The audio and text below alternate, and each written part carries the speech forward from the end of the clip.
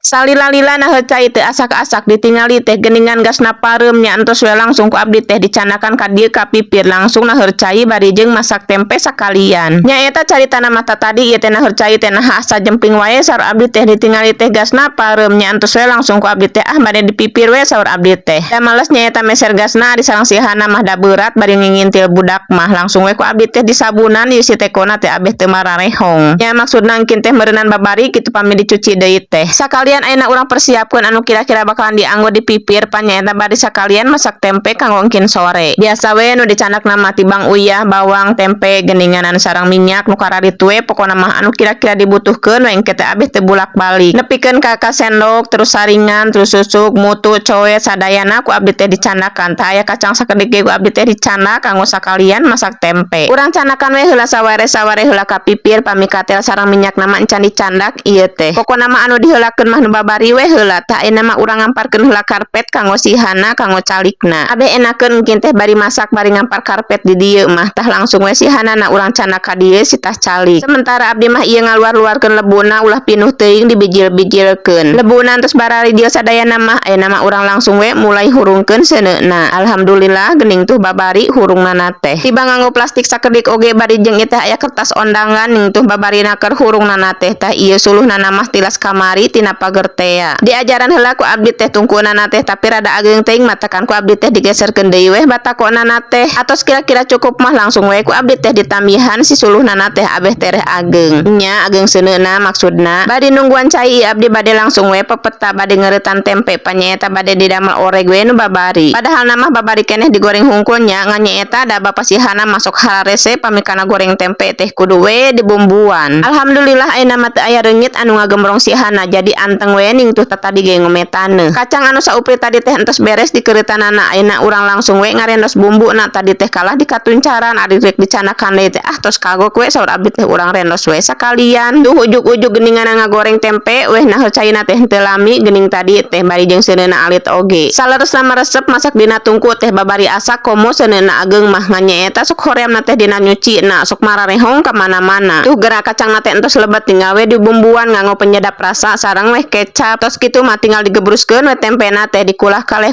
teu lami ge asak weh ning tuh urang langsung we angkat. Alhamdulillah oreg tempena entos beres moal langsung diperenan ku abdi teh bade lanjut nah cai we ngadua kalian.